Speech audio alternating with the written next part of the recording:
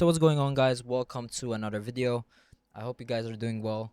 So basically today we will be having a conversation, and I wanted to do this video because typically on Sundays afternoon I go to a bar or like a lounge, and I do enjoy smoking a cigar on a Sunday afternoon. And basically, if I'm alone, I like to reflect on a few thoughts. I like to read. I like to maybe journal a bit, or I like to think or listen to a podcast. But today, obviously, the time went by fast. I got caught up in some work, and I thought, like, let's just do it here at home. So I have the studio here, and we have a nice cigar and a nice rum. So it's like I have everything I need. So let's just, instead of listening to a podcast, let's record a conversation, and let's basically just run through a few thoughts and make this into a lovely episode that you can hear at home, and pretty much like just chill and wind down at the end of a long week. So first of all, let's see what we have here. So we have a Gilbert de Montserrat. So let me read what's on Cigar Scanner. So just a second. So this cigar, it's a Super Toro 6-inch cigar. So it's made from Dominican Republic, and it's a handmade cigar. It's pretty big.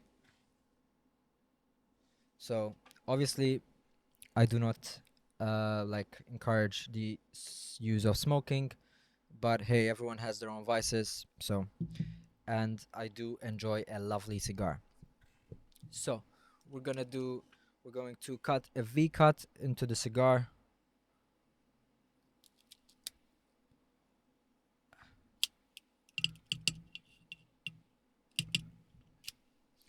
For the V cut, I'm using the Colibri V cut. This thing is pretty good. It's my go-to cigar cutter.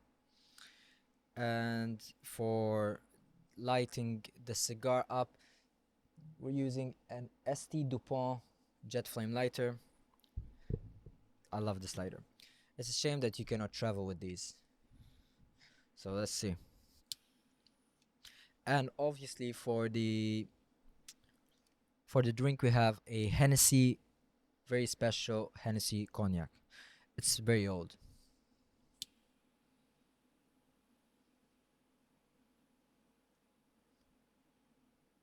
So I never had a cigar that was like it's this type of cigar. So we'll see how this thing.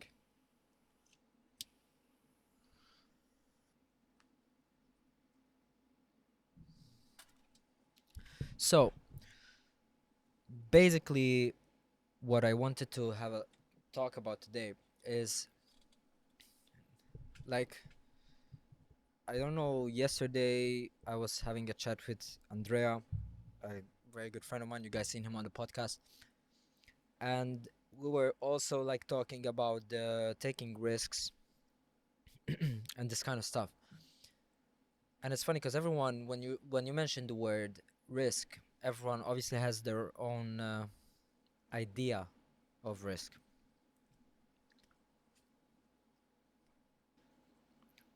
Basically, the conversation went by, we were just having a chat, and so let me give you a brief background. So I've always been someone that enjoyed taking risk from a young age. I remember when I was young, I was always that kid that liked to experiment, that liked to go bold, like do something bold. I mean, I never really liked taking or like receiving orders. So I remember when my dad used to tell me, for example, to do something, I would typically just do something completely different. And I guess it's like a type of personality that develops throughout. But I guess you can say that from a young age, I always enjoyed taking risk. And sometimes the more the risk like scared me, the more I got attracted to it. So it's funny because like with regards to risk, so first of all, I'm not like those adrenaline junkies that like really risk their life. So I would say I take calculated risks.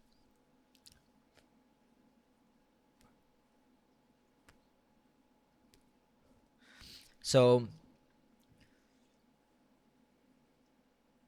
the thing with risks is that,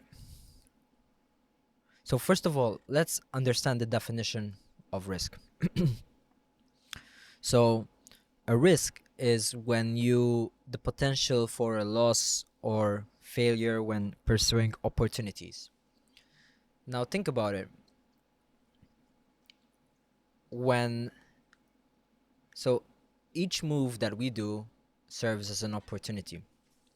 So technically speaking, we are taking risks without even knowing that we are taking risks. So by setting by walking, you are taking a risk. There's a risk of slipping. There's a risk of falling. There's a risk of tripping. There's a risk of falling and like hitting your head against something and potentially dying. But we don't really think about this. We don't keep this in mind. And so there are certain types of risks that by choice we are taking. And then there are other risks that obviously require a decision to be made. And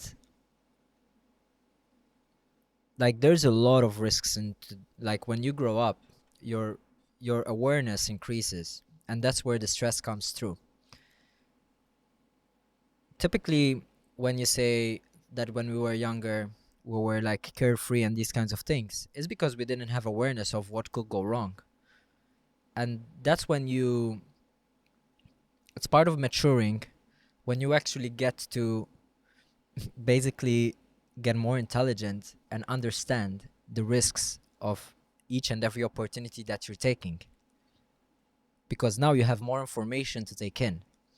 And with this information, typically you have to take a calculated decision. But when we were younger, we had less information, so it was easier to take a decision than when you are older. So if you think about it, I mean, that's why when you grow, the older you grow, the harder it feels like to make this to take a decision. It's because you have more information, more awareness, you are more mature, and you factor in more f- like risks that could go wrong.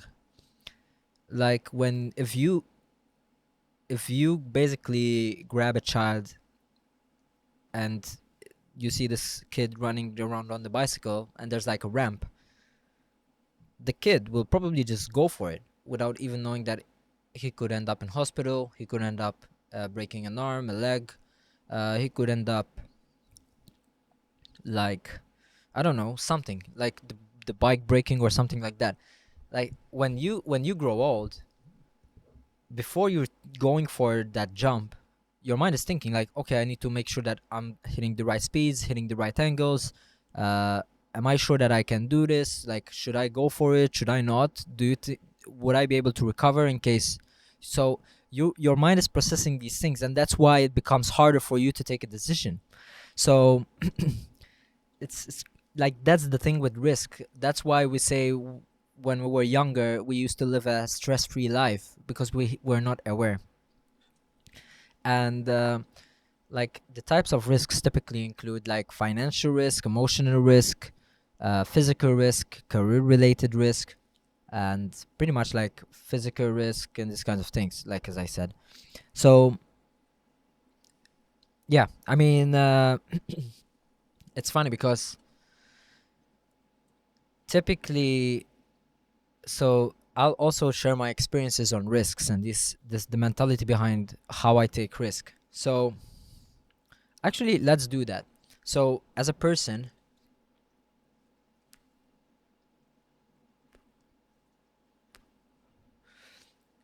so as a person, I was always drawn to certain types of risks,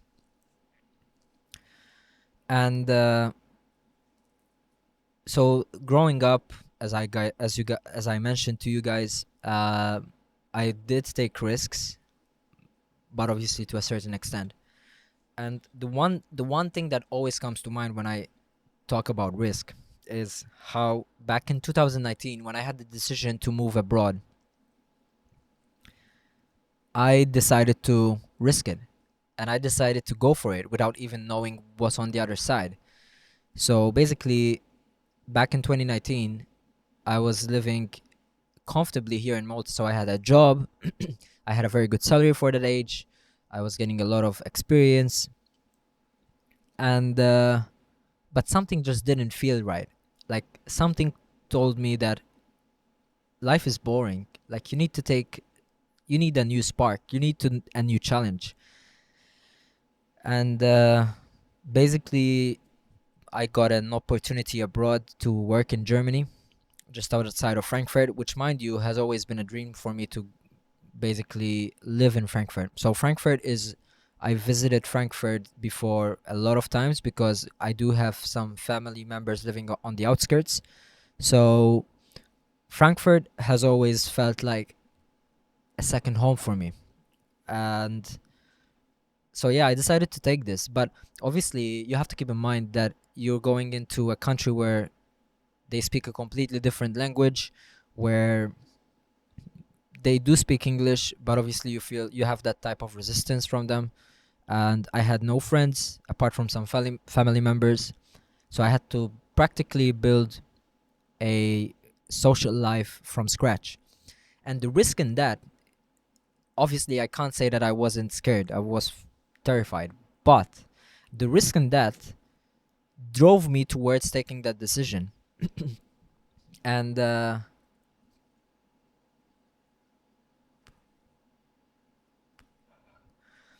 I remember when I moved there, it was really difficult. So the first, I don't know, like 1 to 2 months, like 5 to 6 weeks, I was practically alone.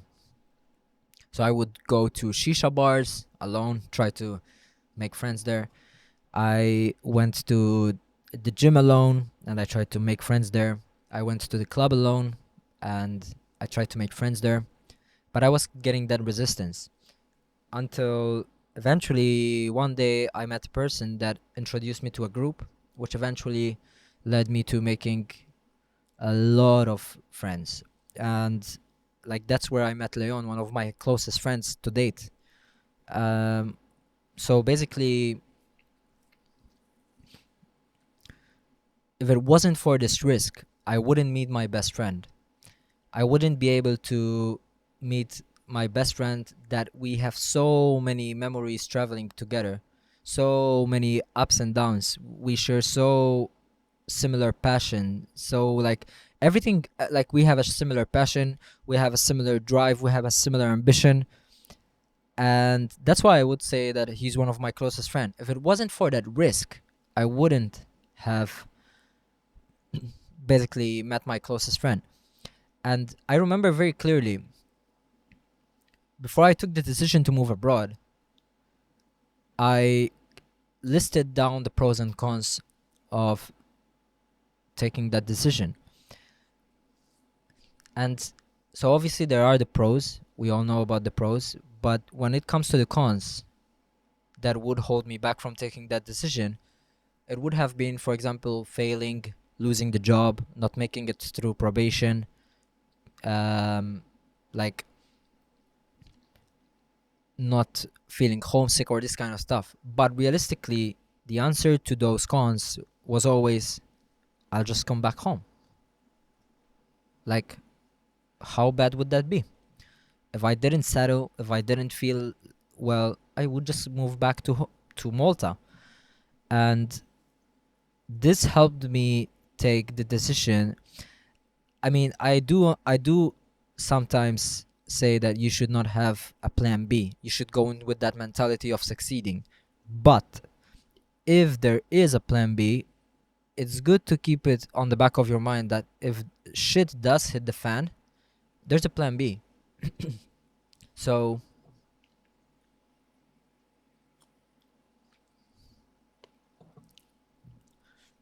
so yes, basically it gave me a certain type of comfort that if if things go bad, there's always a flight back home. And I went into this obviously with the mentality of succeeding. And going to be very honest, like I loved it. It was one of the best experiences that I've ever lived through towards my life. The freedom, the you're basically moving abroad gives you the ability to feel like a new person, to basically go out of your comfort zone, to experience and embrace change. And it's a beautiful feeling. It is a really beautiful feeling. And obviously it has its own downsides, and it's very difficult. You have to be comfortable with being alone, especially in the beginning.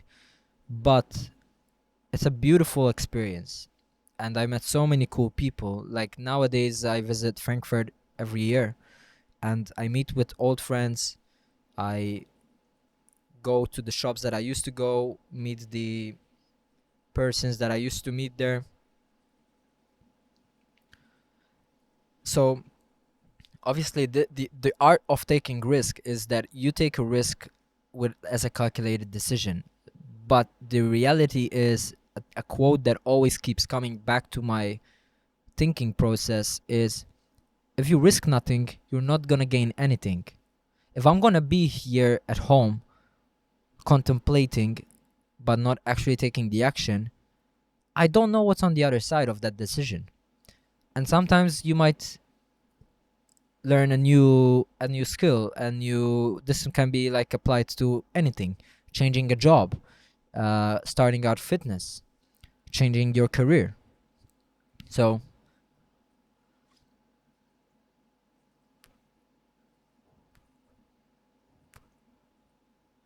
cigars are good. So yeah, so that's the reality of it. If you don't take the risk, you don't know what's on the other side. And it's better to say it's better to take the risk and fail than keep living with that thought behind you. What if so let's say I wouldn't have taken the decision to take the job in Germany. I could have a completely different life nowadays. Or I could have say keep living like, what if I took that role? What if I wouldn't have met so many different people and lived such a cool experience. And for all of you listening, the reality of it is that throughout that experience I failed, and I failed big time. So I'm back in Malta, and I'll explain how I got back here. So it was so I moved to Germany September 2019, and between January and March I got a way better offer in Munich, and I decided to take that offer. Again, another risk. So the new job was meant to start on, I believe, around March 2020. March 2020. So imagine, so the week before, I mean, we all remember the pandemic thingy, and it was coming through Europe. And a week before I moved to Munich from Frankfurt, I practically moved to another city, so I had to start everything from scratch again and relive and restart my life. And I moved that week that COVID was coming into Europe. But at that moment in time, no one knew how serious it was. And I remember that exactly 2 days before starting the job, I got that call saying like the country is going into lockdown. The company that I was meant to start working with was going to shut down on and running on like the bare minimum. because no one knew obviously what was going on. So there was that, basically we all remember, and they terminated my contract, and I didn't even get to start the new role. So imagine, now I'm in a new city, locked in a new apartment that is basically almost as big as the studio. So it was a 22 square meter studio flat, in a city where I don't know anyone, and with bills that I have to pay with no income. And pretty much like it was all going downhill. So I remember it very clearly. It was a really tough time. So obviously, sometimes we have to go through these experiences to learn. But throughout that experience during the pandemic, I still kept going. I still trusted myself that I will get out of this crappy situation. And I still remember very clearly, I still worked out, I still ate healthy, I still tracked my calories, I still found time to do like music production, which was something that I always wanted to do but never had the time for when I had the full-time job. But now I had like 15 hours more per day with nothing to do. So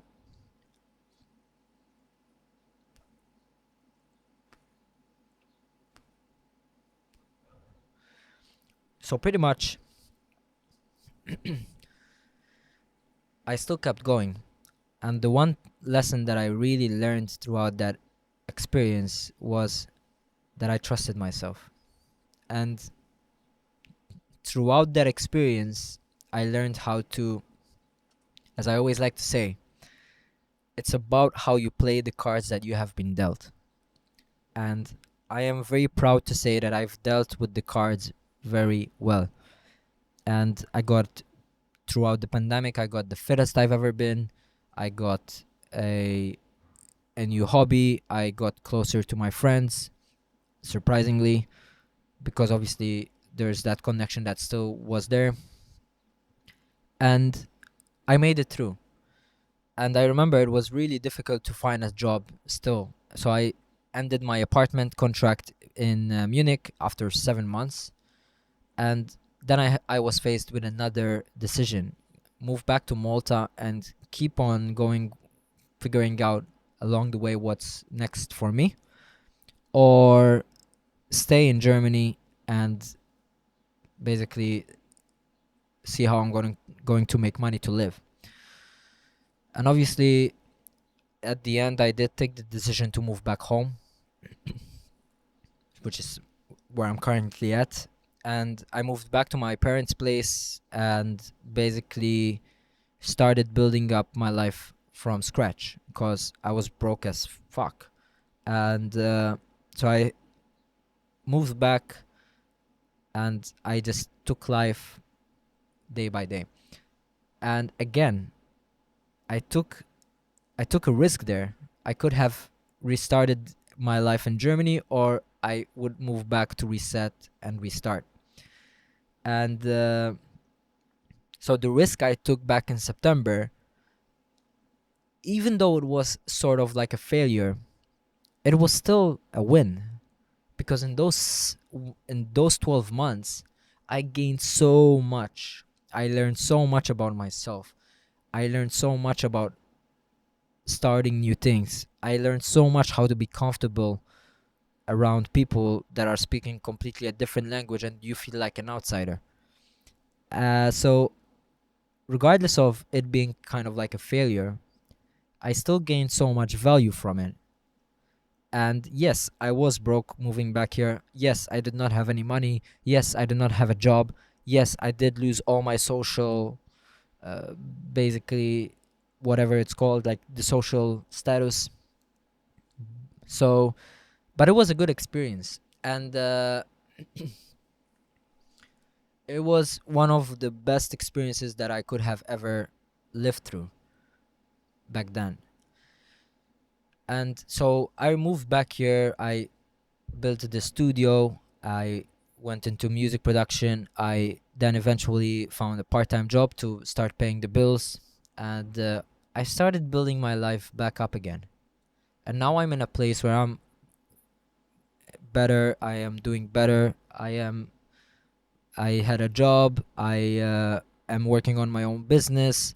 I started back then. I started a business, so I took another risk, which again it was successful, but at the end we had to draw the line for that.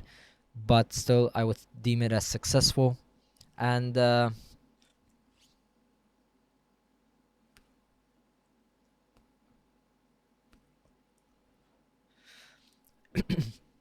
yeah,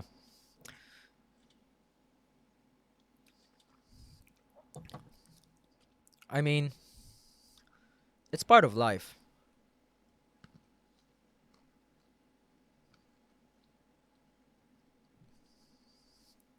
So looking back, if I didn't take the risk to move back home and start again from scratch, maybe I would not be doing YouTube. Maybe I would be on a completely different path. Maybe I wouldn't have started Pick a Jet. I wouldn't have for surely started Hookah Malta. So that's why I emphasize the art of taking risks. And sometimes you have to be willing to go beyond what your mind can imagine. And sometimes you have to trust yourself enough to know that you can handle whatever will come your way.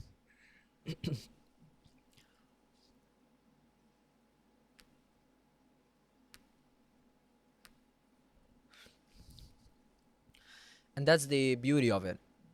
That's the beauty of taking risks, that you don't know where it's going to, the road will take you. And pretty much like we're all taking risks without even knowing. The relationship you're going into is a risk. You might end up heartbroken. You might end up marrying the other person. So it's a risk. And the funny part for me personally is that some people are just scared to take certain risks.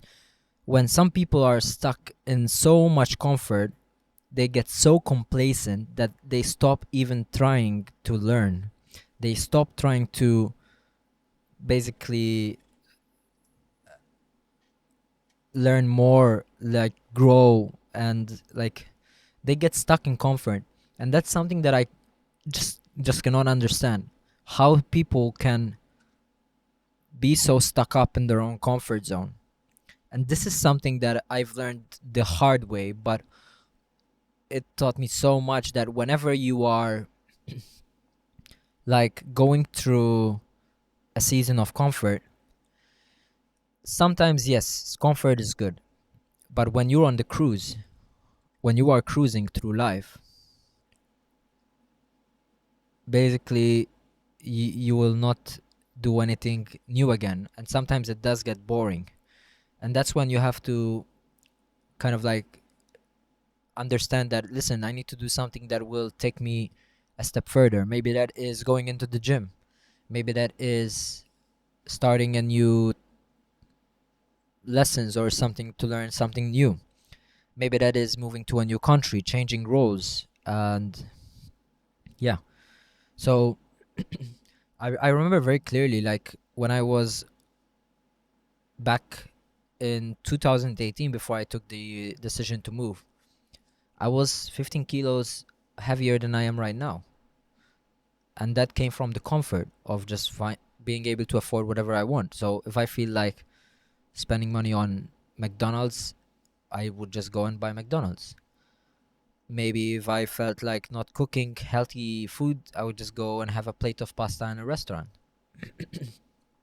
So it does come from a place of comfort. And so back then I was probably around 75 kilos. And now I am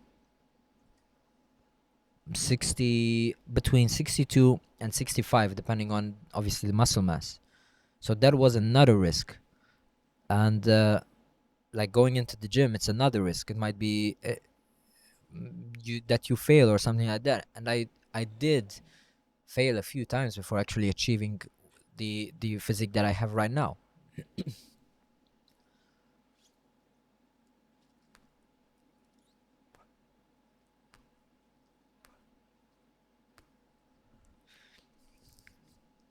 So one might ask, how did you become so good in taking risks?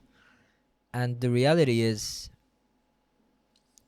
typically the same mentality that I had when I was young. Typically, I just do the thing that scares me the most. Like when they say when it feels scariest to jump, is at that point that you have to just trust yourself and jump. So when you get a new opportunity ahead and you don't know how the outcome will play out, I would say that if there's no very severe risks involved or life-threatening risks involved, go for it. If you get a job offer abroad, go for it. Maybe you still don't have any clue on how to live abroad or live alone or these kinds of things, but you just should just actually go for it and you'll figure stuff out. I remember I had a very this same conversation when I was speaking with Luke, and we did talk about this through the previous podcast. I remember telling him, "You will figure it out. You will. Like, worst case, you just move back. How bad will that be?" And that's the reality of life itself. You have an infinite amount of resets. Obviously, depending on the type of risk we're talking about. So, obviously, if you're going to do something life threatening, you only have one life.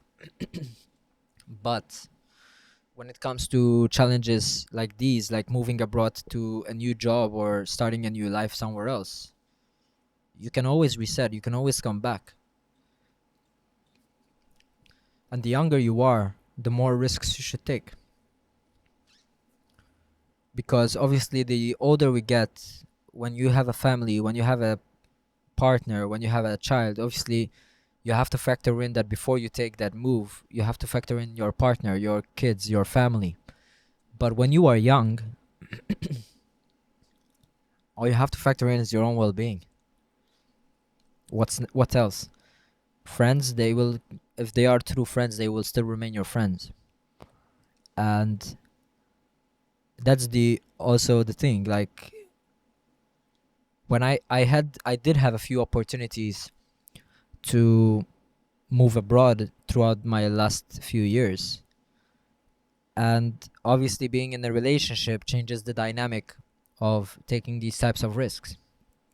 Now, obviously, I'm not saying that I didn't move because of my ex partner, but it was part of the decision taking. So you do have to factor in. If you are in a relationship, you cannot just say, fuck it, I'm moving abroad without considering your partner. So obviously make sure that the offer makes sense, that the place you're going to is viable to live comfortably in, and the rest of it will fall into place. And the same with financial risks. The reason why successful people are successful is because they took a risk. And this is what I remind myself every day. I'm taking a risk with starting my own business. It might fail. I'm taking a risk with going self-employed. I might go broke again. I'm taking a risk starting this YouTube channel. I might fail. I might get judged. I might have people making fun of myself. There's failure. It's always there. Failure is always there. But it's pushing beyond that and trusting yourself that you can handle it. What's something that's scaring you right now? What's that opportunity that you have lying in front of you that needs to take that needs a decision to be made? It may be that you are feeling like you need a new challenge at work. It may be that you need to leave your stale relationship with your partner. It may be that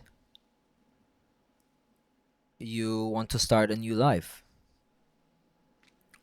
Think about it. Do you have anything that's holding you back right now?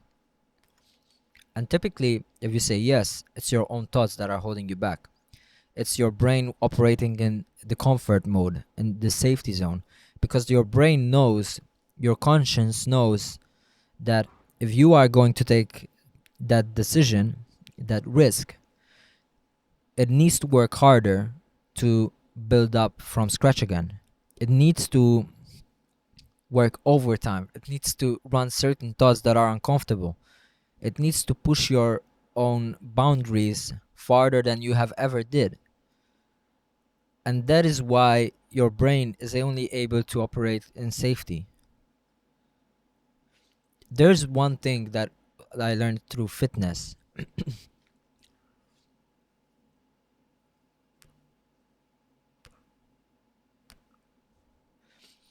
So back when I was training for a triathlon,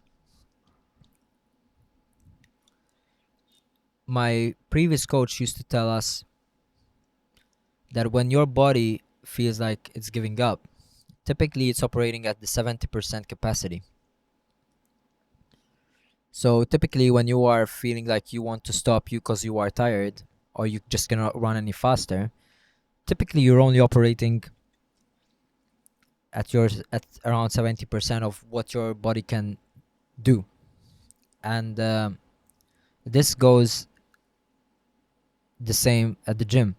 In the gym, you get bigger, you get better, you get stronger by pushing your muscle fibers to failure, by going beyond what you can do, by not being able to lift that weight that you are. But then, if you do this consecutively each and every week, you get stronger. You can lift heavier weights because your muscles adapt. Your muscles will grow stronger and can take on more weight. The same can be applied to life. It's the same analogy that whenever you are thinking that you just are failing and you are not able to move on and carry on with life, you're just operating at 70%. Typically, you can push forward through it. And obviously and hopefully, that's what you do. You push through it. And then you learn, like, it wasn't as bad as I thought it was. Or then when you get throughout that storm or throughout that hard period in your life,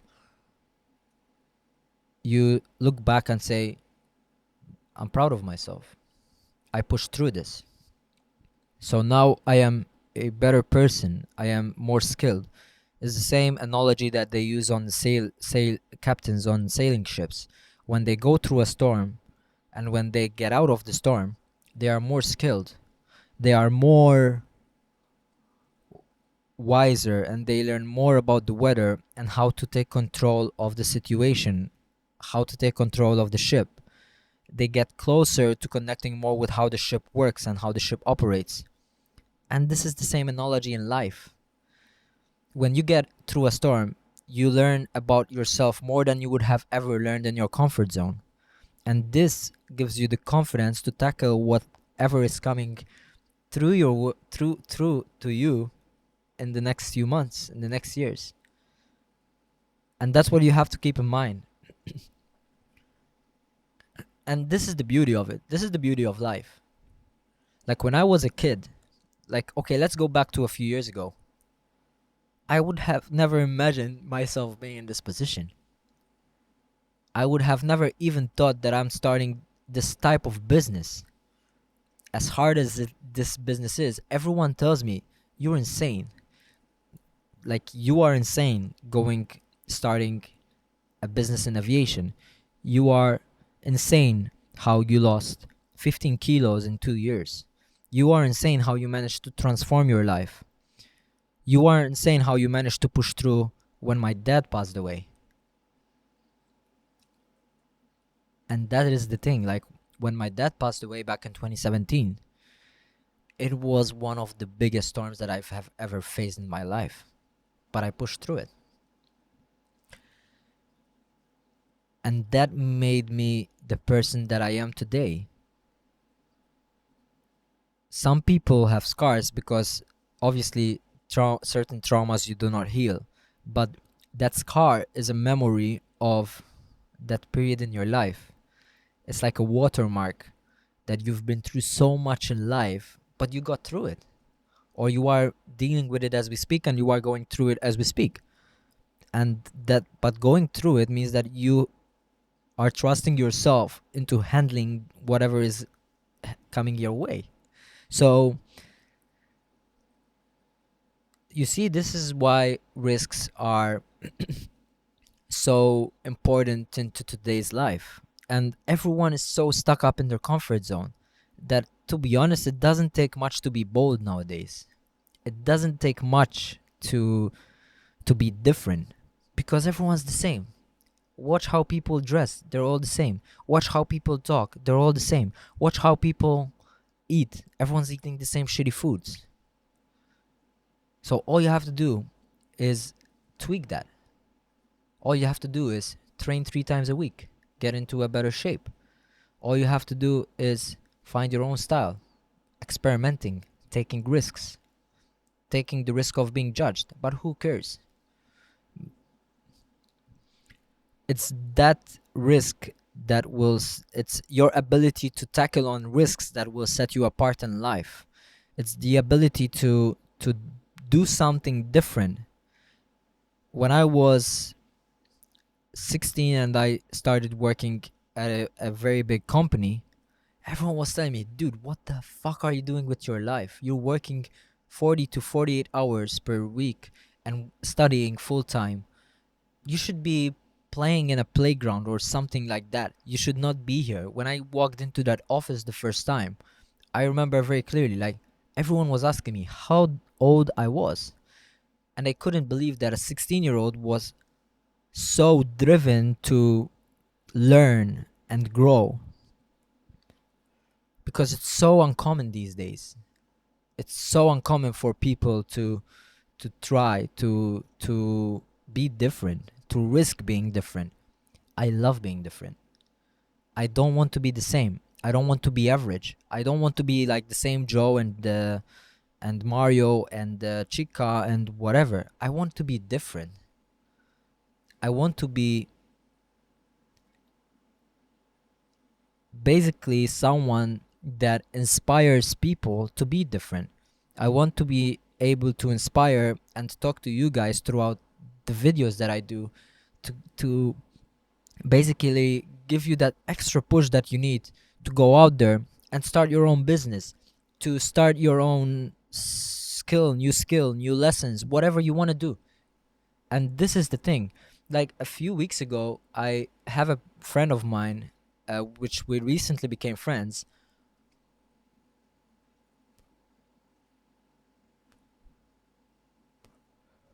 that throughout my first few videos, I managed to inspire him to go after what he wants in life. Like, how cool is that? And this is why I do these videos, because sometimes all you need is that extra push, that realization that, hey, you can be different. It's okay to be different nowadays. And when everyone is pushing for be the same, be like everyone else, you should just say, fuck this shit, man. I want to be myself. I want to be different. If you want to dress a certain style, dress a certain style. Fuck what they think. That's the reality of it. Like, you should not give a shit about what people think of you. And it's the same. Like, if I want to move abroad, my friends, my older friends back in 2018, 2019, they called me out crazy. They told me, you're out of your mind. Why? Because for them, doing such a move to move abroad and starting from scratch seems so out of reality for them, that they try to pull me back in their own comfort, so I stay around. And like, I pushed through that, and I got judged and I got hated on and I lost friends, but that's fine, because I made new friends. And this is just the beauty of it. I mean, you grow. This is how you grow, guys. I'm telling you.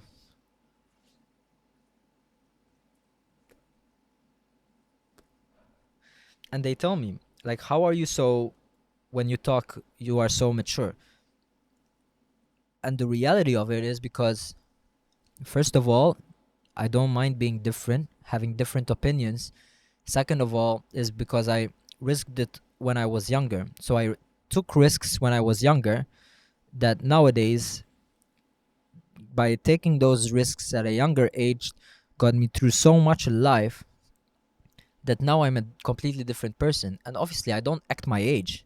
Like, obviously, you will not act your age if you go through so much experiences at a young age, and you obviously mature at a younger age, which is fine.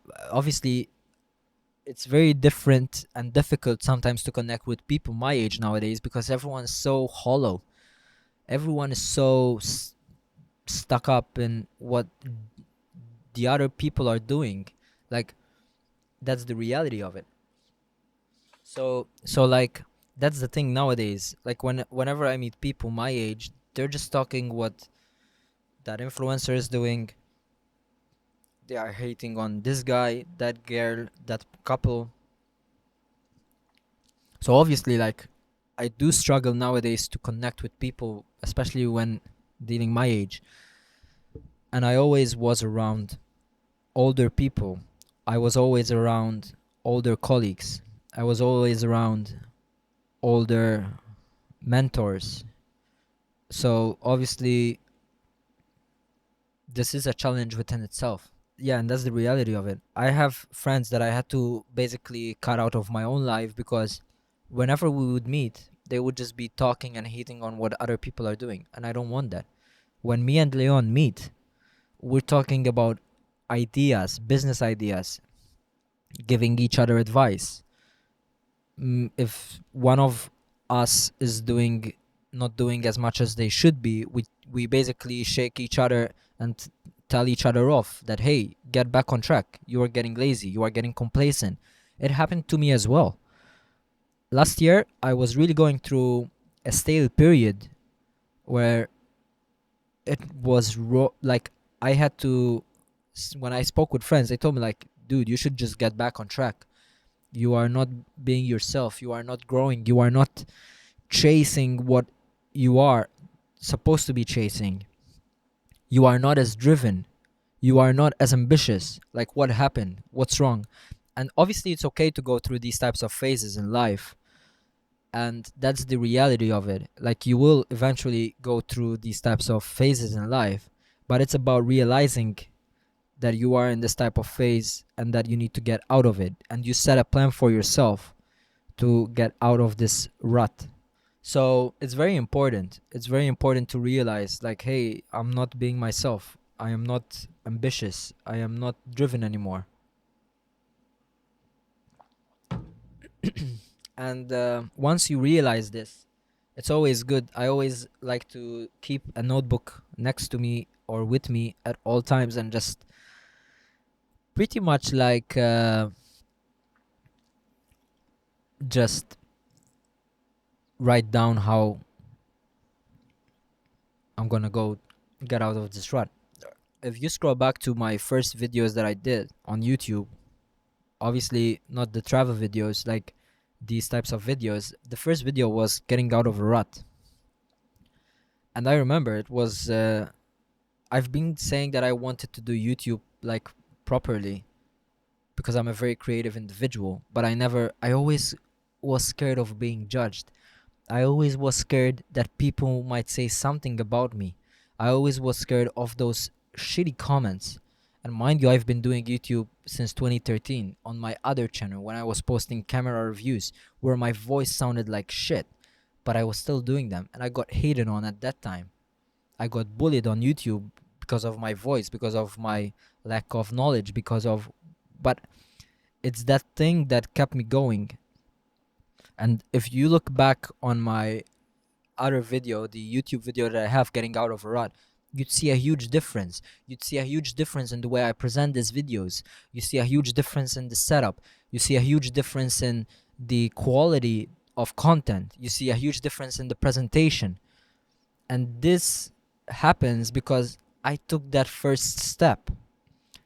If I contemplated about shooting a video but held it off from posting it because it's not perfect, you will never ever manage to overcome that. Just post it as it is. If you have an iPhone, if you have a phone, just shoot the video with the phone. You don't need expensive equipment. You don't need anything. The first few videos are gonna be shit. The first few videos, you're gonna be awkward as fuck in front of the camera. The first few videos are going to be lacking that drive, that ambition, that vision that you see. The value that you're gonna give is going to be low because you are not presenting it well. But it's by starting by being imperfect, and this will help you drive you to then eventually building up and getting better as you go. I mean, I can say proudly that since I posted that video of getting out of a rut to this video, man, it came a long way in just a few months. Maybe I'm not getting that reach as we speak, but that doesn't stop me. I'm telling you, if 50 people watch my content, imagine you have a classroom of 50 people. That's pretty big. Imagine I inspire out of those 50 people one person to go out there and seek whatever he has always dreamed of achieving. But because he saw your video, he decided to take that step. Because he saw the vision that you have, the drive that you have, and understood the message behind the video, he decided to move forward with his own journey. Like, how cool is that? And I'm telling you, when this friend of mine that I told me what he's going to do because I just sparked that drive in him, man, it's fucking incredible. It feels incredible. So now, basically, this is the beauty of this thing, and you can start with your phone. You can start with whatever you have. Don't wait for the perfect moments.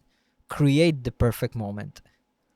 Maybe it takes 6 months to then be able to afford a camera and this rig and this equipment to do it better. But in reality, also, that in the beginning, no one is ever going to properly watch your content. No one will understand the message. No one will give a shit about you. You will be judged. Like, you will be judged for sure. But it's also about understanding and enjoying the process. Oops. I enjoy making these videos.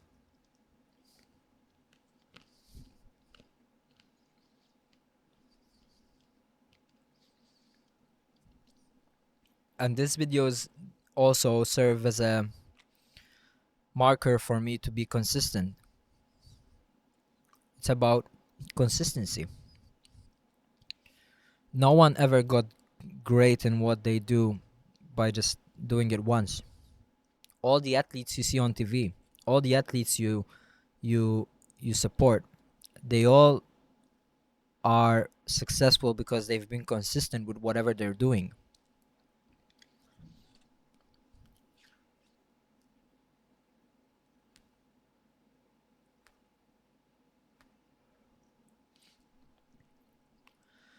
And life is also about being happy. But the reality is that you do not seek happiness. You seek challenges. The pursuit of happiness is a complicated one because, for example, you get happy, you feel happy. If you ever chase happiness, you will never be happy. Chase whatever sparks a fire inside of you, and that automatically will make you happy. And fuck what people think. Like, screw that. Like, have your own opinion. Trust yourself enough that you have your own opinion. Like, trust yourself, because obviously, like, happiness comes from doing what you enjoy doing. If you enjoy doing a certain type of sport, then by all means do that. But also enjoy the process of doing things that you do not enjoy. And I'm gonna be very honest with you guys. Like, I struggle with this. And for example, I had a full-time job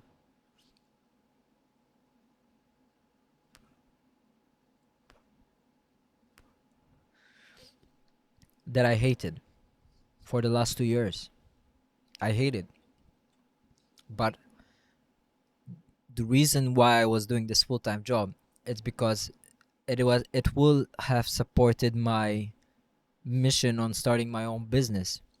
If it wasn't for this full time job, I wouldn't be able to work on my own vision on the other free time that I have. And it's about also delayed gratification. I've been working on this business for months and months and months, and I've taken so many sacrifices. Like today I sacrificed going out to shoot this video, to be consistent on the content, to basically not lack and not fail from that regard.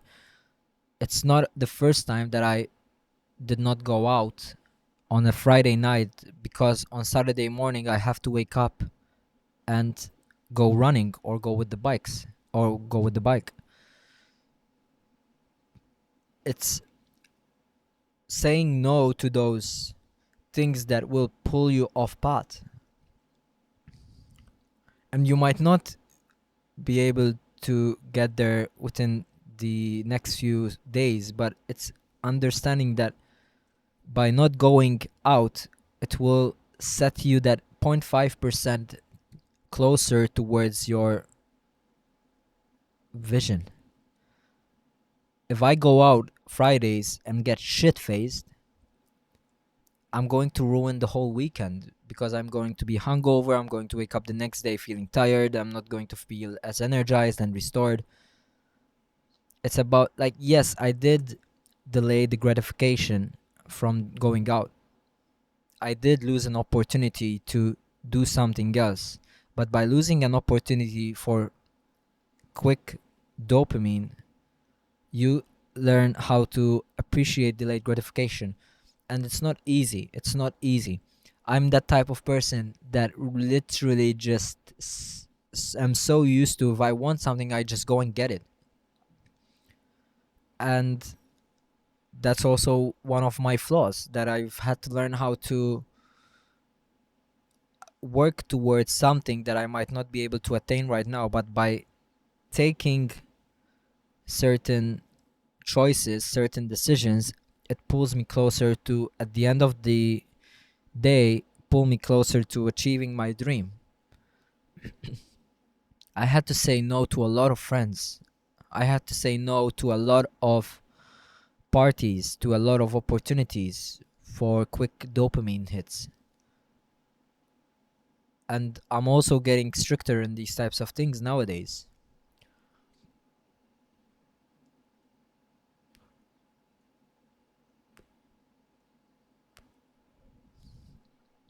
I'm saying no more.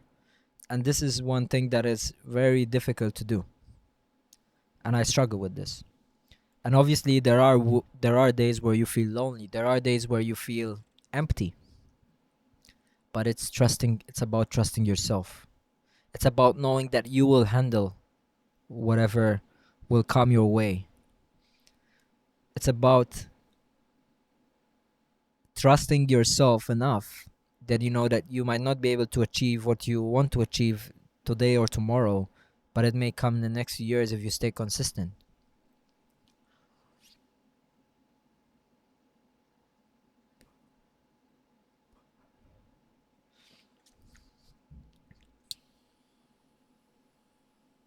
And that's the reality of it. And this is part of one of the things that I'm really struggling with right now. And it's not easy because your friends will call you out. Your friends will say that you've changed.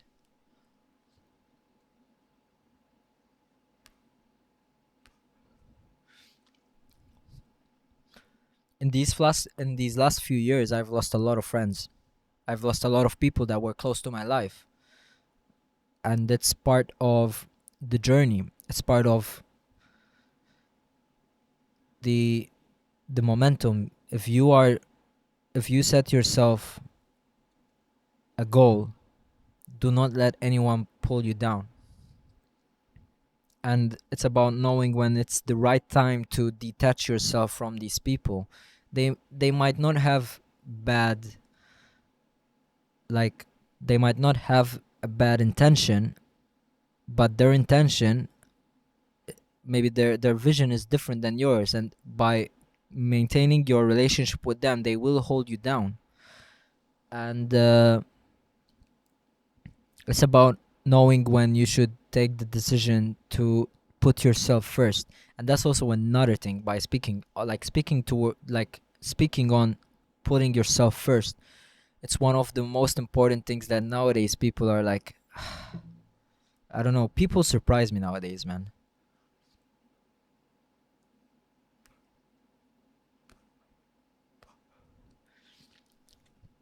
I had a friend of mine that, for example, let's say I'm going to go buy a pair of glasses, specs. He would ask 15 different people about what they think of the specs, and he would not even think of his own opinion on that. And obviously, expect 15 different opinions. If you're going to ask 15 different people, those 15 different people are going to have different opinions. That's just how it is. But in reality, the only opinion you should factor in is the one of yourself. It's that opinion that will, you are going to wear that glasses, you are going to be the one wearing the specs. So who gives a shit what your friends thinks of your specs? If you like them, then buy them.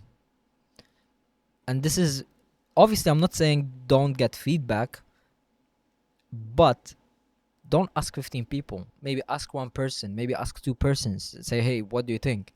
Do you think they suit me? If both of them say no, but you still like them, then still buy them. Buy them because you are going to buy them for yourself. And that's the one thing that you have to keep in mind. You are doing what you're doing for yourself, not for your friends, not for your partner, not for your family.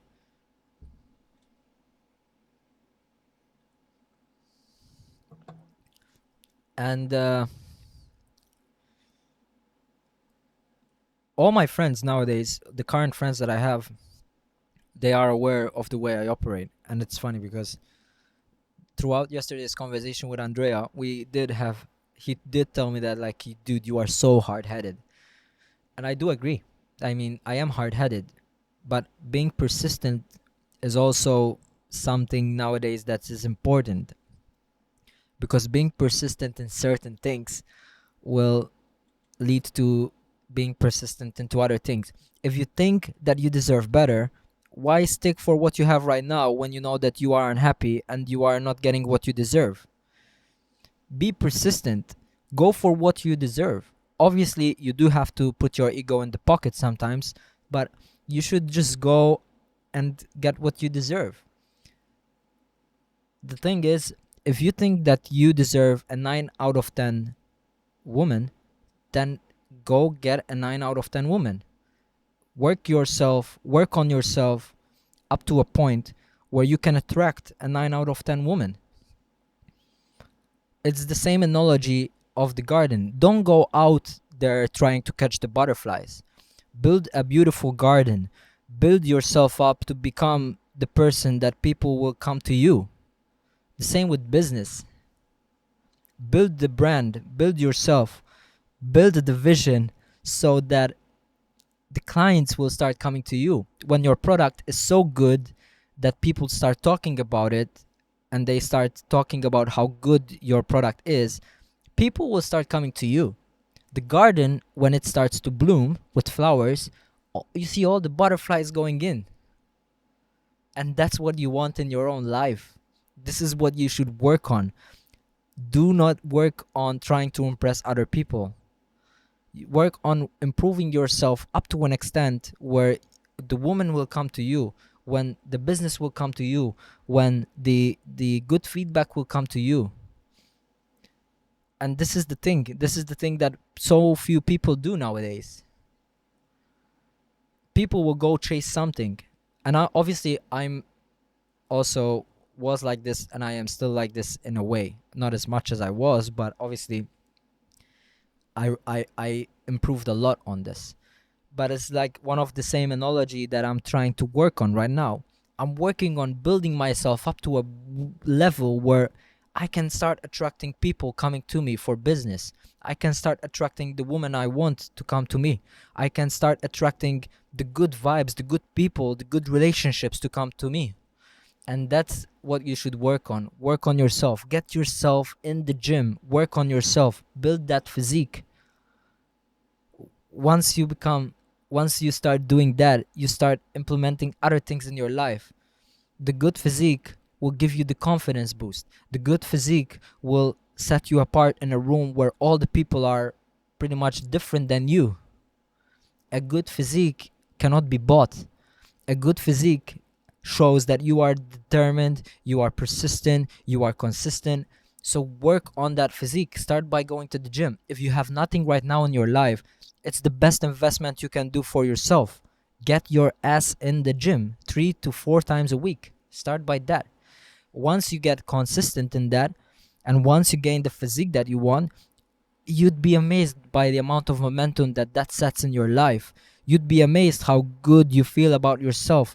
You'd be amazed how good you feel around other people when you are feeling good about yourself. When I walk into a room, I feel better now that I am in shape because it gives me that extra confidence, that extra edge in dealing with the relationship that I'm about to do in business, in life, in women, in friends, in whatever. Start by that. It's so incredible nowadays how people get so fucking lazy. Just start by going 3 times a week in the gym. Dude, all you need is an hour in the gym 3 times per week. That's 3 hours per week. That's 3 hours per week. It's nothing. I wake up. I used to wake up at 4:30 a.m. and I still do some days to go to the gym before my 12-hour shift. So I don't miss out. I don't get complacent. It's hard. It's fucking hard. But in summer, who's going to be more confident? Who's going to be more confident in himself? Who's going to feel better in whatever he's wearing, in those t-shirts, in those uh, when you're on the beach? It's these things that will set you apart. It's these things that will give you that extra confidence edge. So I don't know why people are so lazy. All you need is to wake up 30 minutes before than your normal time and just get your ass in the gym before your school, before university, before your job. How hard is that? Yes, you have a family. I get that. Yes, you do have, but think about the amount, the time you waste watching Netflix, watching TikTok, watching Instagram reels, and you don't even set time to work on yourself. It's just incredible.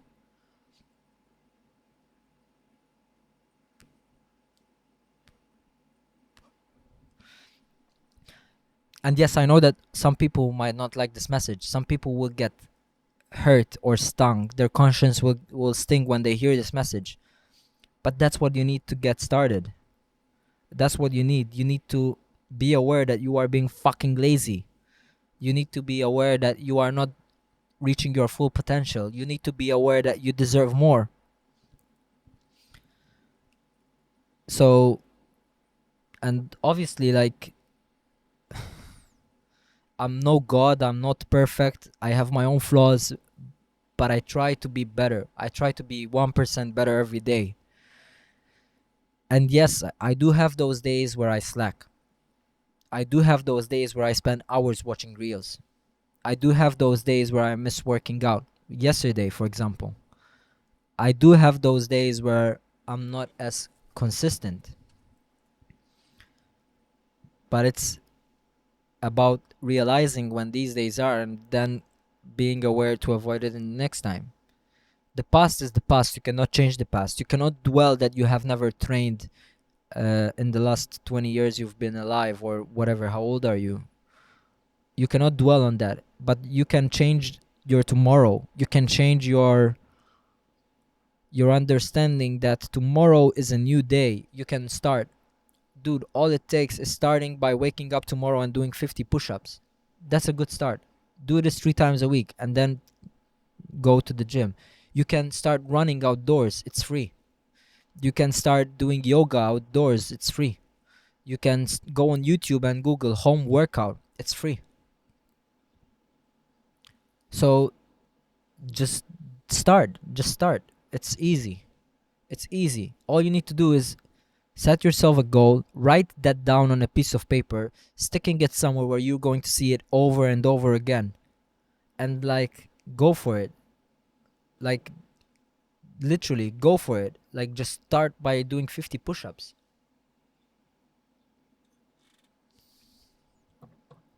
And obviously, you also have to keep in mind that the beauty of things is looking back over the last month and see that, hey, I was consistent. I did 50 push-ups 3 times a week consistently this month. And now I can already see a small difference.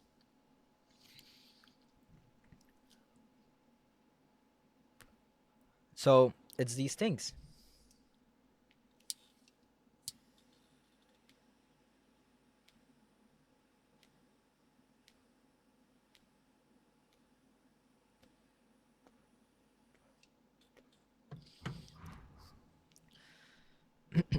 For example, in December, I went through a bit of a rough month.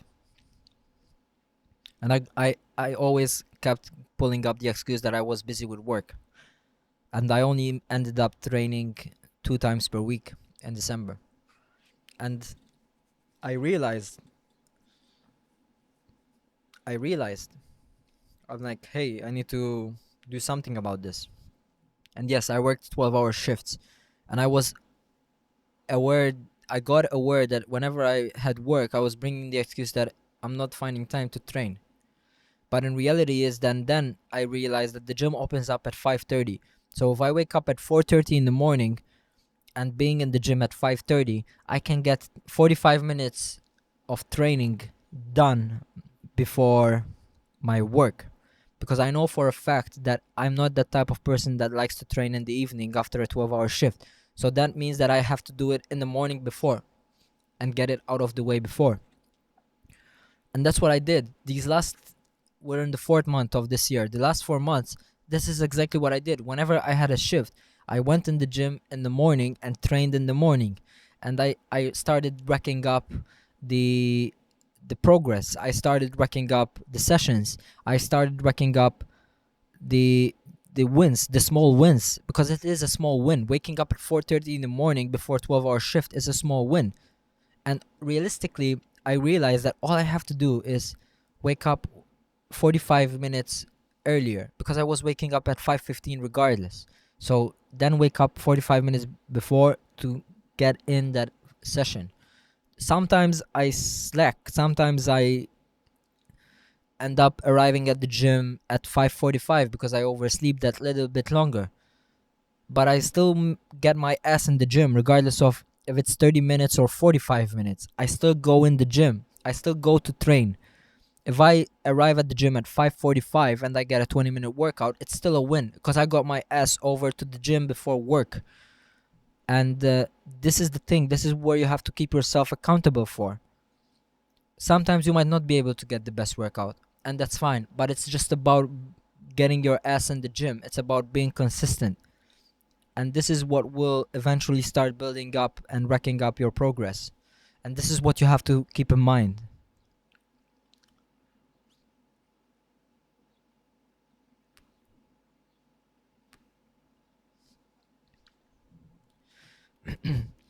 So, yeah, I mean, it feels like this podcast is like a rant, but this is the reality of it, you know.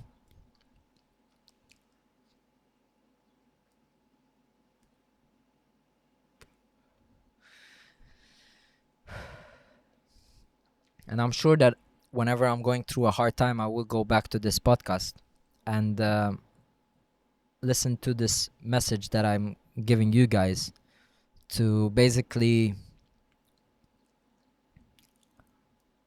maybe if I'm going through a rough patch, to just basically get back on track.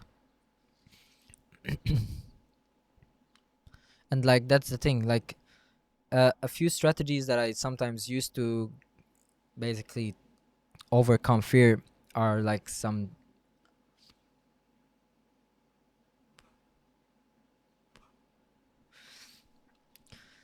positive self-talk. It's incredible. Yes, it looks weird looking in the mirror and saying that you got this. Sometimes in the elevator going up for the office for work,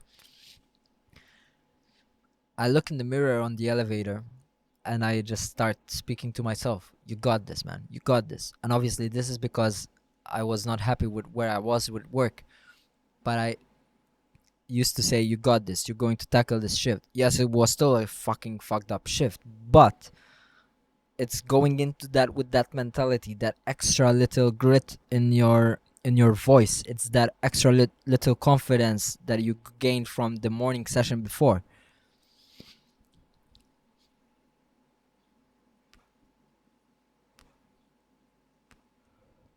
And I do this. I do this almost every day. I do look myself in the mirror and say, "You motherfucker, you came a long way." I could have stopped and just got lazy and complacent when my dad passed away. I could have used that as an excuse. I lost my dad at a young age. But no, I didn't. I kept pushing through. I kept moving forward. I have nothing different than you. All I have is that little extra bit of persistence, that little bit of extra grit that sets me apart from the rest. I have nothing else. I'm no god, I'm no angel, I'm nothing special. But I am a persistent motherfucker. I do not stop when someone says this can't be done. If Elon Musk uses the same analogy, it would have never managed to achieve what he managed to achieve. It's the same for all successful people. We would not have light bulbs. We would not have light. We would not have fire. So it's just about persisting through it and getting that extra bit of self talk that will get you through the fucked up parts of life.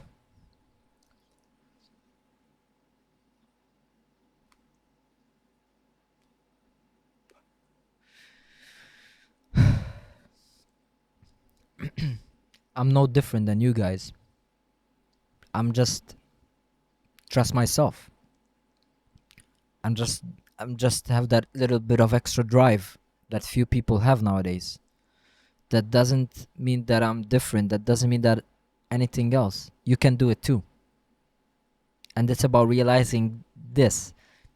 Once you realize that you can achieve what you want to achieve, you're unstoppable. A lot of people told me off for a lot of things in life. A lot of people called me that I will fail by moving abroad when I didn't even speak the language that they speak.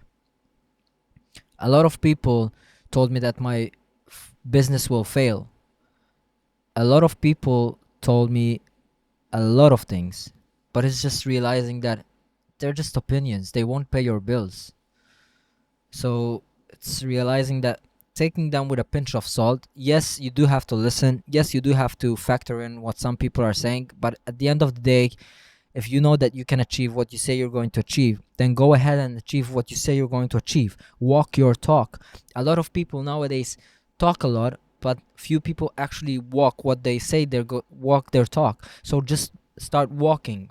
If that means setting small steps each and every day, then do that. If that will set you ahead, then do that. It's these little things that will set you apart.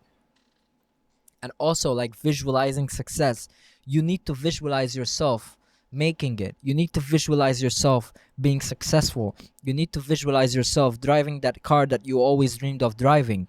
You need to visualize yourself flying on private jets if that means that's your vision. Visualize success. Say that I will achieve what I say that I will achieve. Like visualize. Maybe you do end up on a different path, but you still end up getting there. Sometimes, in order for you to arrive where you want to arrive, it might not be the path that you think that will lead you there. But by starting up one of the paths, by starting out your business, this might not be the business that will make me rich. This might not be the business that will make me wealthy. This might not be the business that I will end up working for the rest of my life.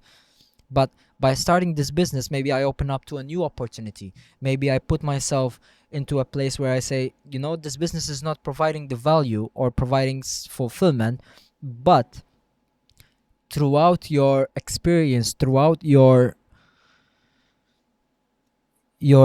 journey, you've learned something new and you decide to take that. If you have never actually started this business, I might not be able to take the next business that might come along.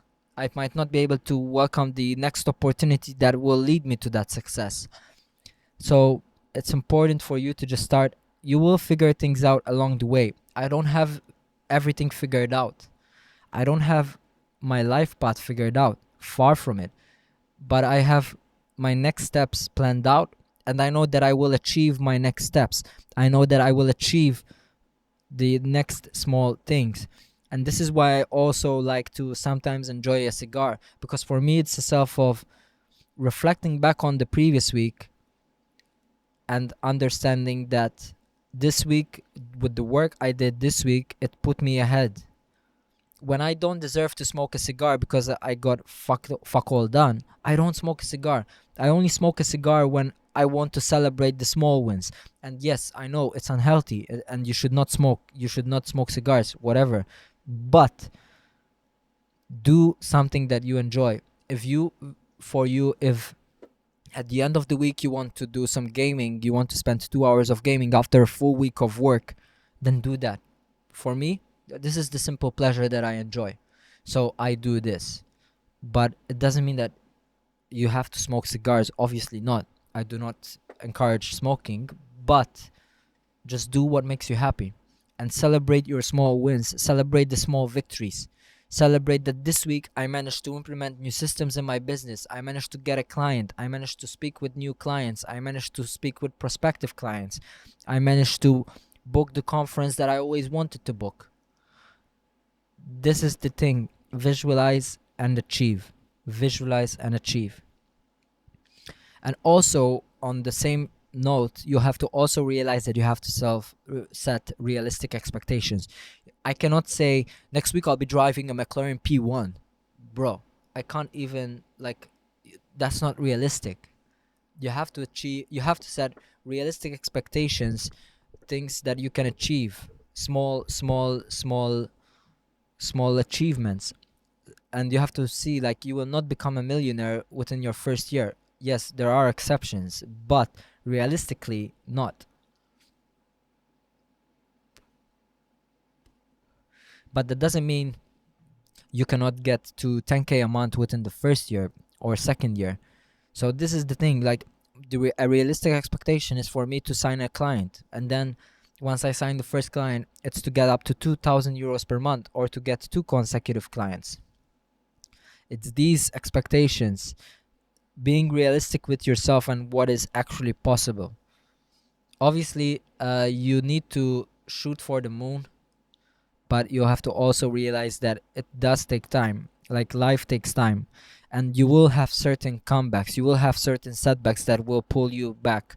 Sometimes there might be a week where you do 1 step forward, 2 steps back, but it's realizing what you did wrong and how to avoid it going forward to the next week. And that's what you have to do. And the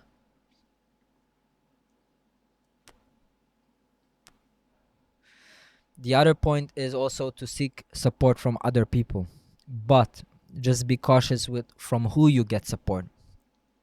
Not the same analogy that people use, that salt is not sugar. You have to be real. You have to realize that not every friend wants good for you. So you have to filter out who wants real good for you and who just wants to see you fail. And luckily, I did learn this the hard way when I was younger. And luckily, now, obviously, my circle is very, very small. But sometimes that will set you up in a better way than rather than having a lot of people. A lot of people doesn't mean that all of them want good for you. A lot of people does not mean that they want to see you win. So just keep this in mind and get support. Feel free. If you think that you need therapy, then go get therapy. If you need to speak with a friend, then speak with a friend. But just be cautious on how you and who you speak with. Like, you have to realize that sometimes there might be snakes in the grass that you might not be able to see. So you have to be wise. Obviously, certain bites might not be foreseen, but it's about, if you get bitten once, don't let that same snake bite you twice. And I'm pretty sure if you are listening to this, you are wise enough to understand this.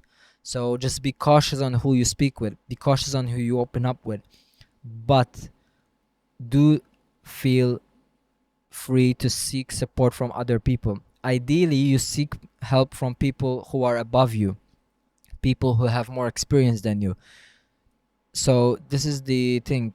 Make sure that you are getting the right support, the right help from proper people. So,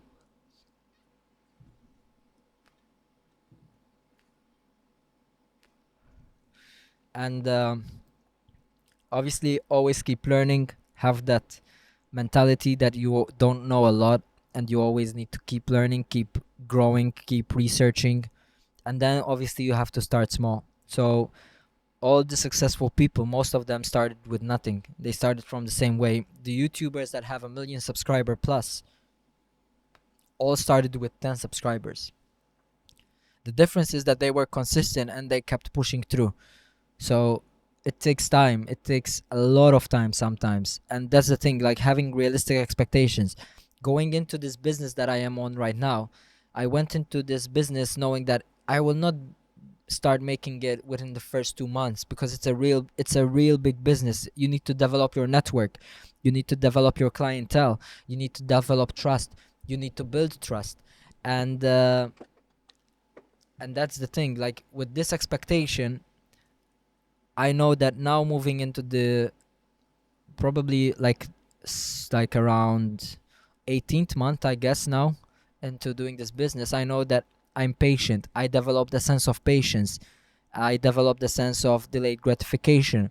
I've developed a sense of waiting for things, like building up yourself to a level where eventually things will start flowing your way. And life is a momentum. So obviously when you are dealing with energy, energy flows the same.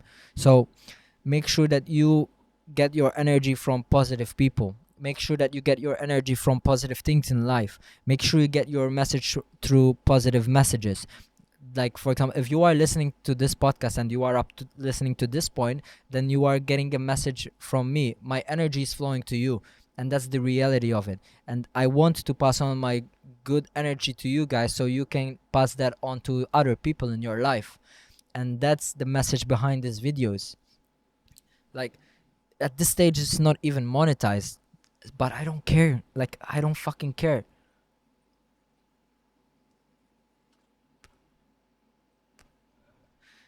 So it's about giving the good vibes, because what you it's like, if you do good in life, good will come to you. So this is my way of sharing positivity through to you. And I do appreciate you if you are sticking to this message and you are sticking to this podcast.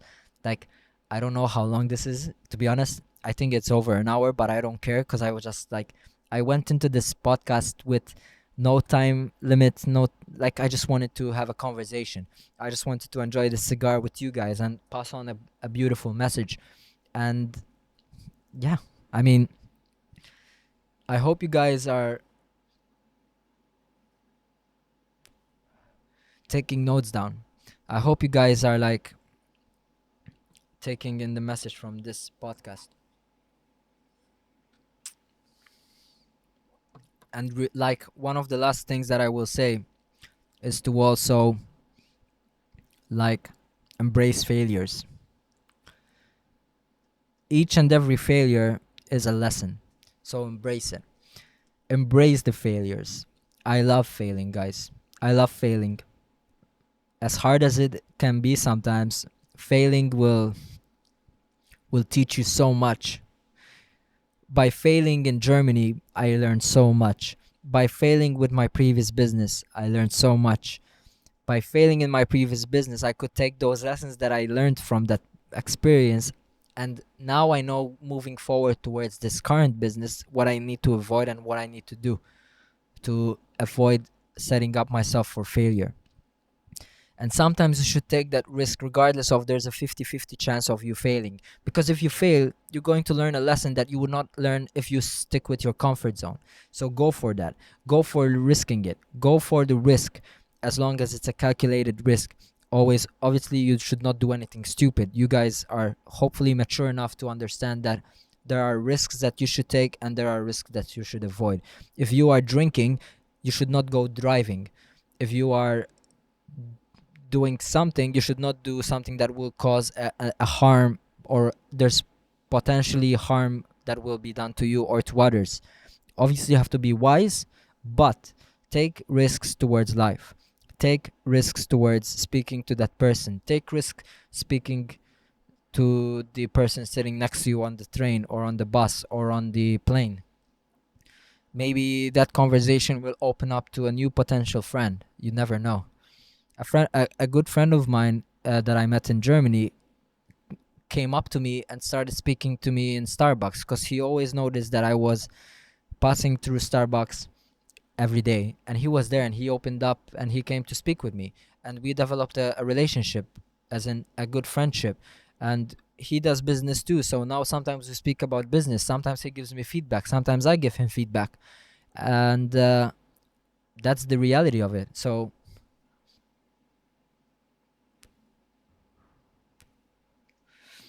but yeah, so I hope you guys did enjoy this podcast. It does feel like a rant, but I did really enjoy this.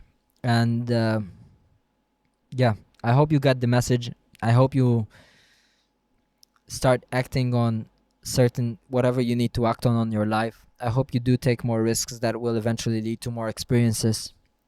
And yeah, just guys, the chat in my Instagram DMs is always open. If you guys want to talk, if you want to chat, if you want to follow me, if you want to follow my journey, if you want to follow my business or support my business, I will link everything down below.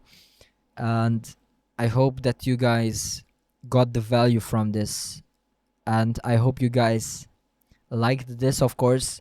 And I do look forward to receiving your feedback. But I thought like I had to share this message. So I will just finish the cigar. It's a big cigar, huh?